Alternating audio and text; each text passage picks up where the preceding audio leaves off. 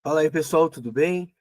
Conforme combinado, na frente B, nós também tivemos aí um pouquinho de atraso nesse primeiro mês, então para que a gente possa ter o ajuste e vocês não sejam prejudicados lá na frente com falta de conteúdo, a cada mês nós faremos aí os ajustes necessários e vocês receberão como aulas extras a parte que ficou de atraso, né, de cada frente. E aqui na frente B, nós teremos aí um assunto muito importante, até vou sinalizar isso para vocês lá no grupo do WhatsApp, que é importante que vocês assistam realmente essas aulas, elas não são aulas ao vivo, né, mas são aulas que eu estou gravando com bastante cuidado, com bastante informação, e vai ser relevante e importante que vocês assistam com a mesma seriedade da aula ao vivo, tá bom?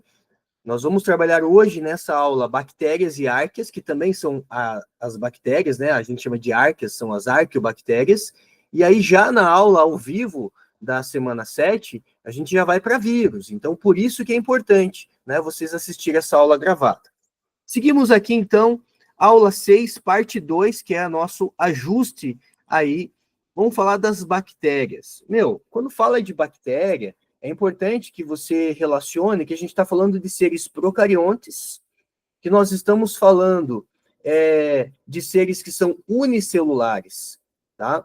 E lembrando que bactérias são os seres mais incríveis que a gente pode observar no planeta, mesmo na sua simplicidade celular, porque tem bactéria que é autótrofa por fotossíntese, tem bactéria que é autótrofa por quimiossíntese, tem bactéria que é consumidora, tem bactéria que é decompositora, ou seja, gente, o único ser vivo capaz de fechar cadeia alimentar, independente de outros seres vivos, são bactérias, né?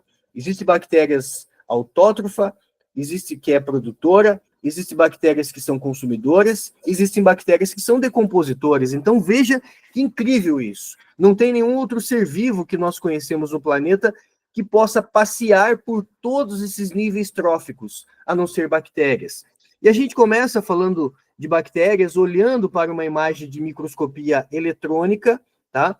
A gente consegue visualizar a bactéria no microscópio óptico, mas não com tanto detalhe como a gente está vendo aqui, nessa imagem, né?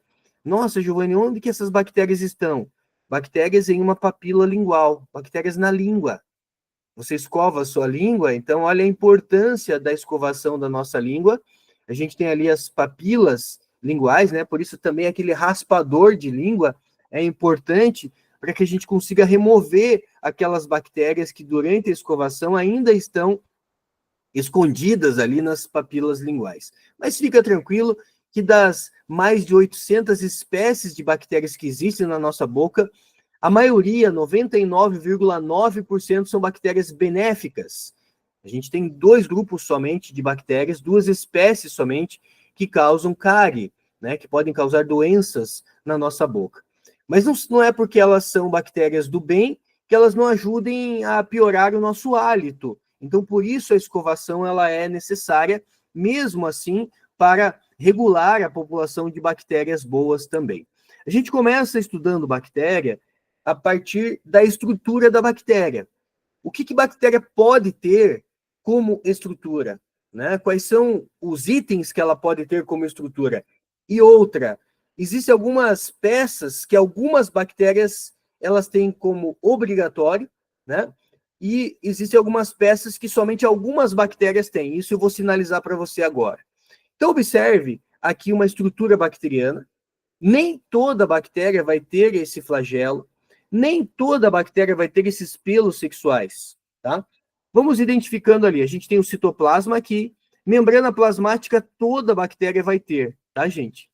Parede celular de peptídeo glicano. Todas as bactérias terão parede celular de peptídeo glicano, exceto as árqueas. Quando a gente fala de árqueas, árqueas são bactérias que não têm parede celular de peptídeo glicano. Mas tem parede celular? Tem, de outras substâncias. Então, as bactérias que fazem parte do domínio bactéria têm parede celular de peptídeo glicano.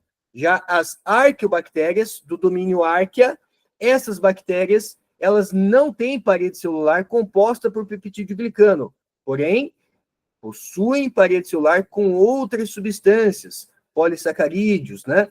Por exemplo, são substâncias que podem compor essa parede celular. Polipeptídeos podem compor essa parede celular, tá?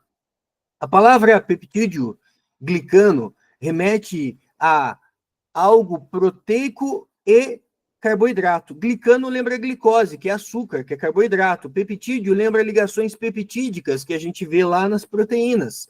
Então, significa peptídeo glicano que tem proteína e carboidrato na composição da parede celular da maioria das bactérias, tá, gente?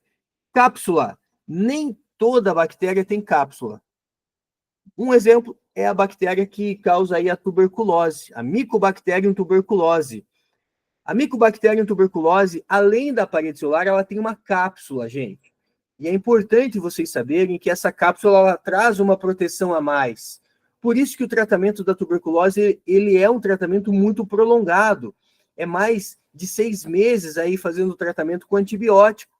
Por quê? Porque a cápsula ela traz uma proteção. E um detalhe, foi feito o teste em laboratório e os cientistas detectaram que a parte tóxica das bactérias que tem cápsula, né? A parte tóxica, ela constará aí na parte da cápsula, né? Então, eles inocularam bactérias. Por exemplo, pega lá a Mycobacterium tuberculose, que é uma bactéria que a gente sabe que tem cápsula. Você pega essa bactéria e inocula em ratos de laboratório. Esses ratos vão desenvolver tuberculose. Agora, se pega uma bactéria, Mycobacterium tuberculose, e você tira a cápsula dela. E você inocula essa bactéria sem a cápsula nos ratinhos de laboratório. E eles não desenvolvem a tuberculose. Então, esse foi um teste importante que foi feito. E a gente conseguiu, então, entender que a cápsula, em bactérias que têm cápsula, é onde se encontram toxinas importantes para a bactéria. Fímbrias ou pilos. Gente, isso é pelo sexual. Nem toda bactéria tem pelo sexual.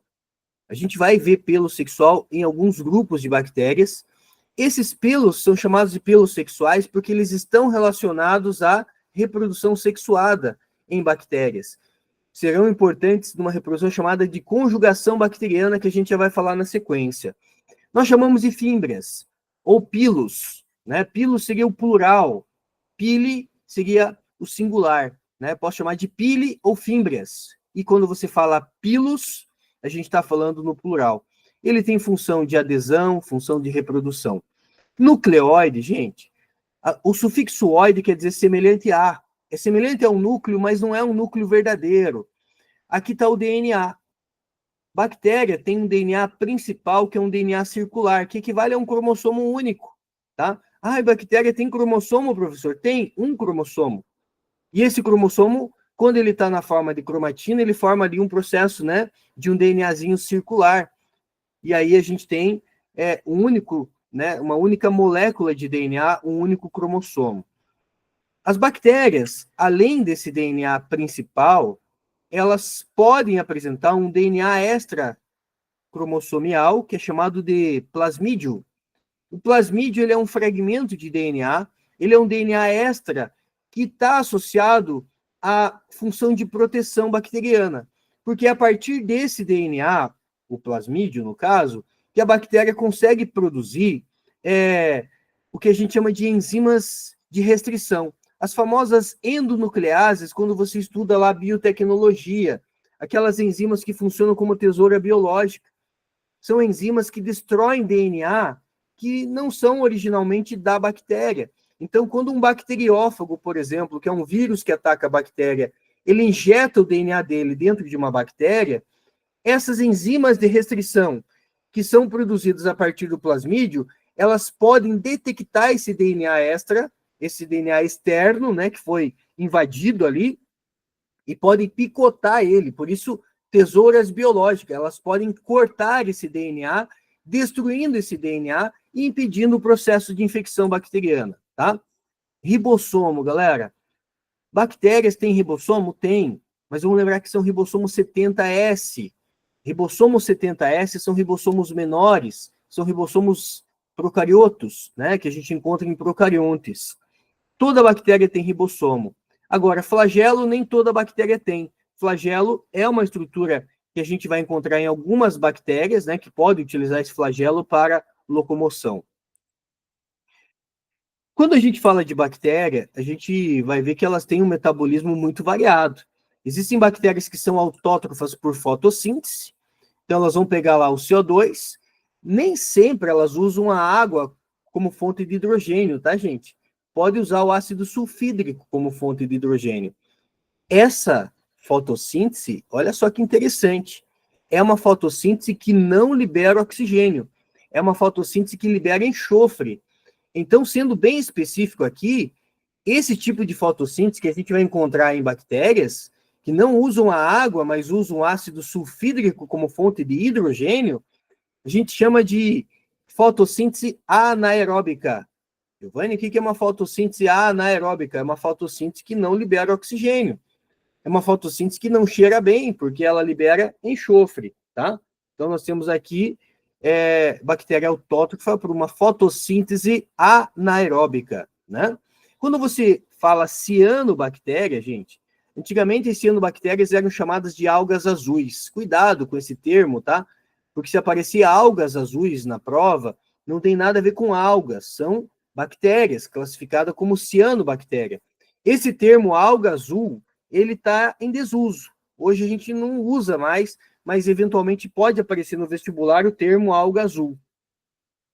O termo mais moderno hoje é cianobactéria. Pode aparecer com o termo ainda cianofícias, algas azuis, cianofícias ou cianobactéria. Lembrando que o termo mais atual é cianobactéria. A gente pode ter bactérias autótrofas por quimiossíntese. Nesse caso, ela vai ter ali um processo de oxidação de substâncias e a partir dessa oxidação, ela gera energia. Então, você tem aqui uma substância inorgânica reduzida na presença de oxigênio, teremos uma substância inorgânica oxidada, né? E aí você tem ali a energia a partir dessa reação química. Vai ser importante essa energia para que a bactéria possa converter substâncias inorgânicas, como CO2 e água, em matéria orgânica mais O2, tá? Então, nós temos aqui um processo de quimiossíntese. Da onde vem a energia? Não vem da luz, vem de uma reação química de oxidação. Quem oxida, perde elétrons. Esses elétrons que são liberados, eles são elétrons que a gente entende que a partir deles é possível você ter ali mudança de nível quântico e liberação de energia para que a bactéria, então, possa utilizar essa energia dessa reação química para converter e produzir matéria orgânica, tá? Isso a gente traz aqui como exemplo as ferrobactérias, né? São bactérias que a gente também encontra aí lá no nosso intestino, né? Bactérias importantes. Aqui a gente vê uma aceleração, né, de uma reprodução de bactéria, uma reprodução assexuada. A reprodução mais comum em bactérias, gente, é a reprodução assexuada, por cisciparidade, bipartição, divisão binária, tá? A gente pode chamar de fissão celular. O que é fissão? Fissão quer dizer recorte, né? Ruptura. Fissão celular, cisciparidade, cis quer dizer corte, paridade quer dizer dois. Então, é uma bactéria se cortando em dois. Divisão binária, divisão em dois, né? Cisciparidade, divisão binária, fissão celular, isso, né, não é chamado, corretamente chamado de mitose. Por quê? Porque a gente está falando de um procarioto. Então, por isso que tem um nome especial esse processo de reprodução assexuada. Algumas bactérias, elas podem formar uma estrutura de esporo. Quando que isso acontece? Quando o ambiente ele não está favorável. Então, você tem aqui o endósporo formado dentro da célula bacteriana, endoesporo, né, um esporo interno. A célula se rompe e libera o endósporo. O que contém nesse endósporo, Giovanni? Ele contém tudo geneticamente importante que a bactéria precisa. Aqui você vê uma imagem microscópica real, né, desse processo, né, ali a bactéria e o endósporo aqui, e aí a gente tem ali, então, uma forma de resistência bacteriana quando o ambiente ele não é favorável à sua manutenção, à sua sobrevivência. O que ela faz? ela faz isso, ela forma uma estrutura de esporo que vai permanecer, entre aspas, né, nesse estado de latência até que o ambiente torne-se favorável novamente, tá? Então, é uma forma de resistência, uma forma de sobrevivência, né, de manutenção da espécie em momentos desfavoráveis, tá? Reprodução sexuada. Nós temos 3 tipos de reprodução sexuada especial em bactérias. Por que eu chamo de reprodução sexuada especial? Porque a definição de reprodução sexuada, ela envolve a participação de gametas. E aqui nós não temos a participação de gametas. Aqui nós temos a transferência, a troca, a utilização de material genético. A reprodução sexuada, galera, mais importante é a conjugação bacteriana. A conjugação bacteriana, ela só acontece em bactérias que têm pelo sexual. Lembra dos piles, né? Dos pilos, do pile ou fímbrias? Então, bactérias que têm pelo sexual, elas podem formar aqui um pilo de conjugação, uma ponte de conjugação. O que ela vai transferir? Aqui você tem uma bactéria que ela transfere e a outra recebe, tá? Não é uma troca. A gente chama de conjugação unidirecional. Uma doa, a outra recebe. Doa o quê, Giovanni? Doa o DNA principal? Não, ela doa plasmídio, tá, galera? Então, veja, imagine que você tem aqui essa bactéria, e essa bactéria ela vai receber o plasmídio da bactéria ao lado. Quando ela recebe um plasmídio que ela não tinha, ela gerou variabilidade genética. E se ela gerou variabilidade genética, nós chamamos, então, esse processo de um processo sexuado, tá? As células entram em contato através de uma ponte de conjugação, um fragmento de DNA do plasmídio é transferido. E aí você vai dizer, Giovanni, essa bactéria aqui vai ficar sem o plasmídio? Não. Ela contém mais de um plasmídio, né? Então, ela doa um dos seus plasmídios, gerando variabilidade na outra bactéria. Os cientistas acreditam que bactérias elas podem fazer isso num processo de tentar salvar as suas amigas. Então, se eu sou uma bactéria e eu percebo que as minhas amigas estão morrendo, eu posso tentar doar o meu plasmídio para as minhas amigas, para que elas gerem alguma variabilidade e que dê chance de sobrevivência para elas, né? Então, olha que interessante aí o processo. A bactéria que recebe o fragmento sintetiza o complemento, a outra restaura seu plasmídio, tá?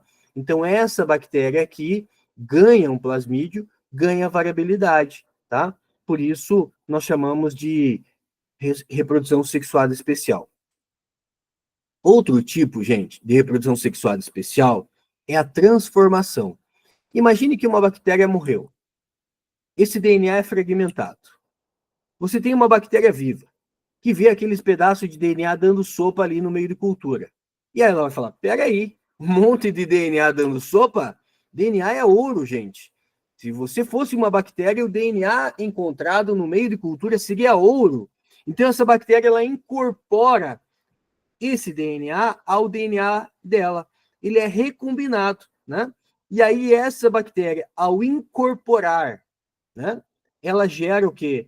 Uma variabilidade genética. E nós chamamos essa reprodução sexuada de transformação. E o terceiro e último tipo de reprodução sexuada em bactérias é a transdução bacteriana.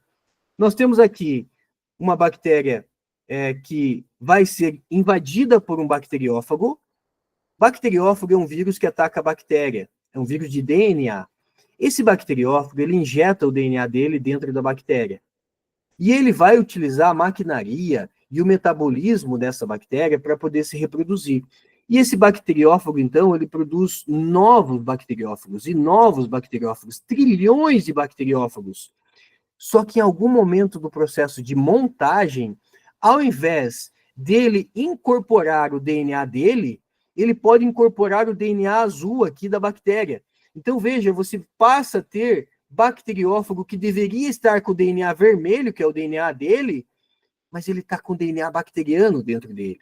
Ocorreu um erro, tá, gente? Então, você pode ter bacteriófago com o DNA bacteriano dentro. Bacteriófago carregando genes doados. E aí, quando esse bacteriófago que está carregando o gene de bactéria infectar outra bactéria, ele não vai causar a morte dessa bactéria, mas ele vai favorecer essa bactéria porque ele vai estar doando um DNA bacteriano para ela. E essa bactéria, então, gera o quê? Gera modificação, gera variabilidade genética. Então, quando envolve um vírus como vetor de DNA, a gente chama esse processo de reprodução sexuada especial de transdução gênica, tá? Aqui você tem uma imagem microscópica real de uma cianobactéria, tá? Você vê ali a clorofila em placas circulares, né? Você vê aqui o acineto. Acinetos são substâncias de reserva e o heterocisto. Gente, cianobactérias podem apresentar o heterocisto, que é uma estrutura importante para a fixação de nitrogênio, tá? Aqui você vê uma placa de cultura bacteriana e agora a gente vai falar de bacterioses, doenças causadas por bactérias. O mais importante de tudo está nesse slide aqui. Eu fiz um resumo para vocês de quais doenças bacterianas nós pegamos por secreções respiratórias e saliva. Quais doenças bacterianas nós pegamos por sangue ou contato sexual? Quais doenças bacterianas pegamos envolvendo animais vetores, alimentos e via fecal oral, ferimento ou lesões cutâneas? Tuberculose, pneumonia, coqueluche, difteria e meningite. Eu pego como?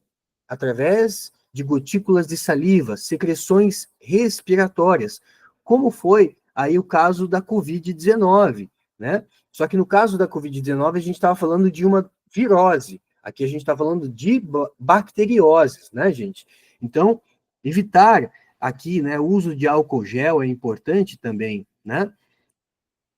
Bactéria, gonorreia e sífilis. Envolve sangue contaminado ou contato sexual. Gonorreia e sífilis são infecções sexualmente transmissíveis, são ISTs. Envolvendo animais vetores, nós temos a peste bubônica. Que tipo de animal tem na peste bubônica, né? Na peste negra? Nós temos na peste bubônica, gente, a pulga do rato, né? Então, a pulga do rato, a gente está falando do rato, a gente está falando da pulga do rato, né? Da espécie Yersinia pestis. Leptospirose, a gente está falando de uma bactéria leptospira que pode estar presente na urina do rato. A febre maculosa, a gente tem aqui o carrapato estrela, né, como vetor. Tifo exantemático, no caso do tifo exantemático também tem carrapato como vetor, né? E aí, às vezes, até confundido o tifo com febre maculosa, mas tem diferença na espécie bacteriana, a gente vai ver isso na sequência. Alimentos e via fecal oral, nós temos cólera, botulismo e febre tifoide. Olha só, né? A gente vai falar de tifo e febre tifoide. São doenças distintas, galera. São bactérias distintas. Uma eu pego a partir de um carrapato vetor. Outro eu pego a partir de alimento, de água contaminada, né? Com fezes aí, ou seja, envolve saneamento básico, envolve educação sanitária, né? Ferimentos ou lesões cutâneas. Aqui a gente está falando do tétano. Pisei num prego enferrujado, fui cortado com a faca enferrujada, né? Vacina do tétano aí importante. Agora eu vou falar rapidamente de cada uma dessas doenças. Tuberculose, nós temos o bacilo de Koch, da espécie Mycobacterium tuberculosis. Alguns sintomas, gente: perda de apetite, fadiga, dor no peito, tosse com sangue, tosse prolongada, suor noturno, palidez. Aqui a gente tem os principais sintomas, aqueles destacados na cor azul, tá? Transmitido por tosse, expectoração, leite de vaca, contaminado, né?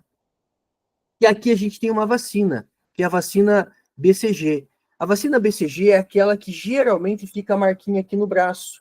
Se você não tem a marquinha no braço, tudo bem, galera. Não precisa repetir a vacina. Até 2014, os cientistas acreditavam que era importante repetir a vacina. Hoje nós sabemos que não é necessário repetir a vacina. Se a pessoa tomou a vacina, independente se ficou a marquinha ou não, não precisa repetir a vacina, tá? Então, essa vacina BCG, ela é a primeira vacina que nós tomamos fora do hospital, né? No primeiro mês de vida, dentro do primeiro mês de vida, quando a criança já foi para casa, né, já teve alta hospitalar, ela tem que, dentro do primeiro mês, tomar essa vacina BCG, tá? Hanseníase, antigamente conhecido como lepra, bactéria Mycobacterium leprae, né? Aqui a gente tem lesões na pele, alterações na sensibilidade da pele, lesões nas vísceras, e aqui a gente pensa, né, na possibilidade de uma cura total, né? Então existe essa possibilidade.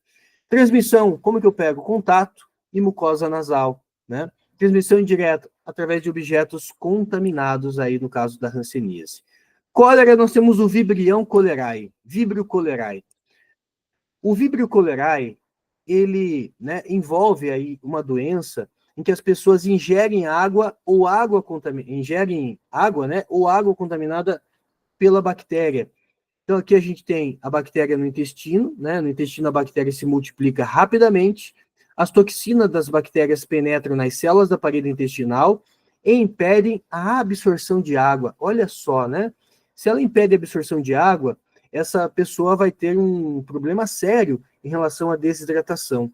A contaminação se dá pelas fezes do doente, 50% de mortalidade, né? Aqui a gente tem uma doença que, de vez em quando, a gente escuta surto de cólera, né? Existe um rio chamado Rio Ganges, na Índia, em que é um rio considerado um rio sagrado, as pessoas vão lá para rezar, as pessoas vão lá para tomar banho, as pessoas vão lá para lavar roupa. Gente, você vê de tudo naquele rio. Então, ao mesmo tempo que a pessoa está tomando banho, a outra está lavando roupa, né? A outra está rezando. Então, é um rio que de vez em quando nós temos problemas relacionados a surtos de cólera, tá? Sintomas: diarreia, dor abdominal, hipotensão, a pressão baixa, né? Náusea, vômito e o choque hipovolêmico. Então, esse choque hipovolêmico, hipo quer dizer baixo, né?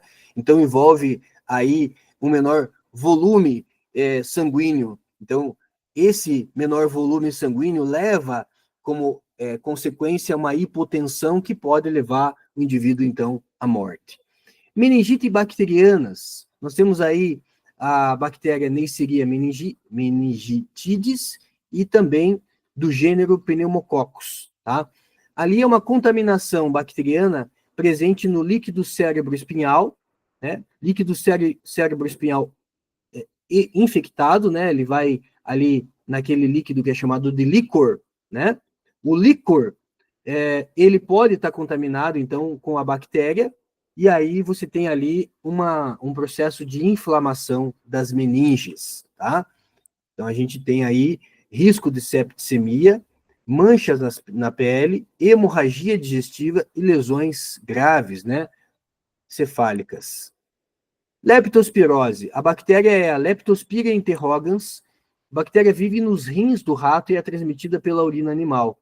É aquela doença que vai estar relacionada com as chuvas, né? Quando a gente vê a inundação das cidades, aquela água que estava no esgoto, onde a gente pode encontrar ali ratos, ratazanas urbanas, que urinam o tempo todo por ali, e aquela água submerge para a superfície, e aí a gente pode ter essa água contaminada com a bactéria entrando em contato com pessoas ali da superfície, né? Sintomas: febre alta, calafrio, dor de cabeça, dor muscular, náuseas e vômitos, diarreia, hiperemia, conjuntival, que está relacionada a olhos irritados, né, e bem avermelhados. Gonorreia, a bactéria Neisseria gonorrhoeae, é uma IST, infecções purulentas na uretra, no colo do útero e também na região do reto, né? Vai ter ali o corrimento. Infertilidade está relacionada em homens e também em mulheres, né? Risco de infertilidade, risco de infecção pelo HIV, infecções oculares em recém-nascido, né? Então, o recém-nascido pode ter infecção ocular. Como que previne, Giovanni? Uso de preservativo, nitrato de prata nos olhos dos recém-nascidos, tá? Sífilis também é uma IST, temos a bactéria Treponema pálido, ferida aberta, né? A gente chama essa ferida aberta de cancro. Existem alguns estágios. Sífilis primária, uma lesão rosada, chamada de cancro duro. Sífilis secundária, uma lesão não ulcerada, ou seja, não tem úlcera, não tem a lesão aparente, tá? Sífilis latente, não tem sinais, e a sífilis terciária, lesões na pele e mucosas, lesões neurológicas e cardiovasculares. Veja, é uma doença que você trata com antibiótico. Todas essas doenças que eu estou falando são doenças bacterianas. A gente trata como? Antibiótico, tá? Então, aqui, percebeu qualquer sinal, né, qualquer vermelhidão nas regiões de genitália, busca auxílio médico. Não vai esperar estágios mais graves, já que é uma doença que pode, né, se complicar, mas que tem cura através do tratamento com antibiótico, né? Prevenção, uso de preservativo. Botulismo. Botulismo envolve uma bactéria chamada Clostridium botulino. É uma bactéria que tem o mesmo gênero do tétano, tá, gente? Do tétano é Clostridium tetania, que é Clostridium botulino. É uma bactéria que ela não sobrevive na presença de oxigênio. Então, é uma bactéria que a gente pode encontrar em enlatados. Por isso, não consuma nenhum tipo de enlatado que você perceba contaminação. Ou seja, o frasco já estava aberto, o lacre rompido, a lata estufada, a lata amassada. Qualquer sinal de violação do lacre ou de contaminação, gente, é melhor você descartar esse, né, alimento do que correr o risco de entrar em contato com uma bactéria muito perigosa.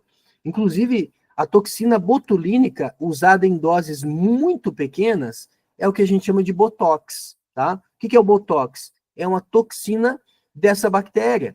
E ela não vai esticar a pele, ela vai relaxar aquela pele, né, deixando a ruga menos aparente, tá? É o que a toxina botulínica faz. Dificuldade para engolir ou falar, fraqueza facial, feridas na pele, paralisia muscular e risco de morte por asfixia, tá? O tratamento é feito com um soro antibotulínico. Uma bactéria muito perigosa, tá, gente? Tétano também é uma bactéria que não sobrevive bem na presença de oxigênio. Esse gênero Clostridium, é importante que vocês guardem informação. São bactérias aeróbicas, anaeróbicas estritas. Anaeróbica estrita, ou seja, ela não sobrevive na presença de oxigênio. Anaeróbica obrigatória ou estrita. Então a pessoa pisou, né, em algum objeto pontiagudo, enferrujado, né? Tem ali o risco dessa bactéria, que pode atacar os neurônios motores. A pessoa tem uma contratura de músculos do pescoço e da face, contratura muscular generalizada, levando até a insuficiência respiratória.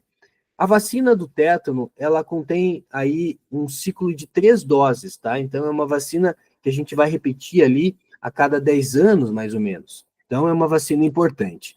Aí nós temos a salmonelose. A salmonelose, nós temos a bactéria Salmonella typhi, ou tipo mirum. Essa bactéria, gente, é a famosa intoxicação alimentar, aquela consumir uma maionese fora de casa. Será que essa maionese não está contaminada com salmonela, né? A salmonelose, ela leva a sintomas abdominais, né? Gastroenterite, náuseas, vômito, diarreia. Quem nunca teve uma intoxicação alimentar, né? É você vomitando, você tentando eliminar por cima, tentando eliminar por baixo. Então, é vômito, diarreia, mal-estar, né? Então, alimentos contaminados, geralmente é uma bactéria comum do ovo, né? O tratamento é importante com soro reidratante, já que a pessoa está perdendo muita água por vômito e diarreia. Antibióticos, prevenção, higiene pessoal e também higiene dos alimentos. Agora fica atento, porque a gente vai falar de algumas doenças que podem gerar confusão aqui. Febre maculosa, transmitida pela picada do carrapato estrela, presente em bois, cavalos, cães, aves domésticas e roedores, tá? Eu coloquei aqui em destaque o carrapato estrela, tá? Como principal vetor da bactéria Rickettsia rickettsii, tá? Aqui você vê imagens do carrapato estrela, né? O carrapato demora de 4 a 6 horas para transmitir a bactéria. Não existe transmissão de pessoa para pessoa. Então, assim, gente, isso aqui geralmente acontece a pessoa que está dormindo numa pousada, no meio do mato, né? Foi fazer um passeio diferente, e ela percebe e fala: caramba, eu fui picado por alguma coisa, né? E aí, se ela encontrar esse bichinho aqui, né? Esse aracnídeo aqui, é importante que ela tire uma foto, ou que ela leve até esse bichinho, esse carrapato, para o hospital, porque daí a gente vai conseguir o diagnóstico correto para iniciar o tratamento o mais rápido possível para uma doença que é muito perigosa, tá? Então não tem transmissão de pessoa para pessoa. Precisa ter a picada do carrapato que veicula, né? É o vetor da bactéria Rickettsia rickettsii, beleza? Tratamento com antibiótico nos primeiros dias, o atraso pode comprometer o sistema nervoso central, rins e pulmões. A pessoa tem como sintoma febre alta, dor de cabeça e manchas na pele. Coqueluche. A coqueluche é uma doença que ela afeta mais crianças. A bactéria é a Bordetella pertussis. A bactéria Bordetella pertussis, ela causa essa doença, então, chamada também de tosse comprida, tá? Nós temos aqui imagem microscópica dessa bactéria, microscopia eletrônica, é claro, né? Sintomas como coriza e tosse, 5 a 10 tossidas, lábios e unhas azuis, vômitos pós-tosse e pode durar até 12 meses. Lembre-se que é conhecida também como tosse comprida, né? Pode levar a pneumonia, convulsão, dano cerebral e morte. É uma doença, gente, como eu comentei, que afeta geralmente crianças, mais crianças. É uma doença que tem campanha aí de vacinação, tá? A vacina da coqueluche, ela faz parte da tríplice bacteriana, né? Na vacina tríplice bacteriana, nós temos coqueluche, difteria e tétano. É uma vacina tríplice bacteriana, ela protege contra essas 3 doenças: coqueluche, difteria e tétano. Difteria. Bactéria Corynebacterium diphtheriae. Essa bactéria, né, ela causa sintomas aí como dor de garganta, febre, né? Pode levar ali a inflamação da epiglote, né? Lembre-se que a glote é a estrutura, a epiglote é o pinguelinho ali, né? É a membraninha ali que vai fechar a glote. Aí você tem aqui membrana esverdeada na garganta, né, como sintomas aparentes. Por isso, sempre, né, o médico, o pediatra vai examinar a garganta da criança. Inflamação dos gânglios linfáticos, fluxo de ar comprometido, são sintomas dessa doença chamada difteria. Coqueluche, difteria e tétano. Lembre-se que tem vacina para essas 3 doenças aí, vacina tríplice bacteriana. Peste bubônica, a bactéria Yersinia pestis, que pode, né, aí estar presente nas pulgas do rato. A bactéria está no rato, as pulgas transmitem para o ser humano, né? Então a pulga é o veículo que vai trazer essa bactéria que estava no rato para o ser humano, né? E aí a gente tem aqui uma bactéria que ataca o sistema linfático, leva a sonolência, intolerância à luz, febre altas e delírios. A inflamação, ela torna os gânglios, gente, negros, né? Por isso peste negra, os bubões que eles chamavam, né, que são aquelas estruturas escuras, eles estão associados aí aos gânglios negros, né, devido à inflamação. Então a gente vê aqui, ó, uma região onde a gente tem aqui um bubão. O que é o bubão? É essa região mais escurecida aqui, tá? Olha aqui a ponta dos dedos ali, por isso peste negra ou peste bubônica. Foi uma doença aí que a gente, quando estuda lá na história, né, a gente escuta falar de uma doença que devastou populações na época e que hoje está sob controle, já que a gente tem o quê? Antibiótico, né, como tratamento desse tipo de doença facilmente com antibiótico. Falei da febre maculosa. Agora, cuidado para não confundir com o tifo exantemático. Na febre maculosa, você tinha a bactéria Rickettsia rickettsii. Aqui você tem a bactéria Rickettsia provazek. No tifo exantemático, a gente também tem o carrapato como veículo, tá? Então, o carrapato, ele é veículo da bactéria Rickettsia provazek, transmitida por carrapatos, piolhos e ácaros. Febre alta, dor de cabeça, delírios, manchas rosadas, o exantema maculopapular, né? Então a gente chama essas manchas rosadas por nome especial. E cuidado para não confundir tifo exantemático com febre tifoide, que não tem nada a ver, né? Febre tifoide, a forma de contágio é diferente. Não tem carrapato. Aqui é a partir da ingestão de água e alimentos contaminados com a bactéria Salmonella typhi, tá? Então a pessoa tem dor de cabeça, dor nos olhos, dores musculares, dor nas articulações, dor nas costas, roséolas tíficas, né, febre, são sintomas importantes, inicialmente disseminadas pela linfa, né, o líquido linfático, que depois migra para o sangue. Pneumonia, Streptococcus pneumoniae. Lembre-se que pneumonia também pode ser causada por outros parasitas, né, não só bactéria, pode ser uma pneumonia viral, por exemplo. Sintomas: dor de cabeça, perda de apetite, mudança de humor, pressão baixa, taquicardia, dor nas articulações, dor muscular, fadiga, febre alta, né? Pele azulada, tosse com catarro, falta de ar, dor pleurítica ali na região dos pulmões, que envolve a pleura, náusea e vômitos são sintomas da pneumonia. Fechamos aqui, então, a biologia B, tá, gente? Uma aula muito importante. Veja que foi muita informação, mas de uma maneira bem completa aí para vocês, tá bom? Até mais.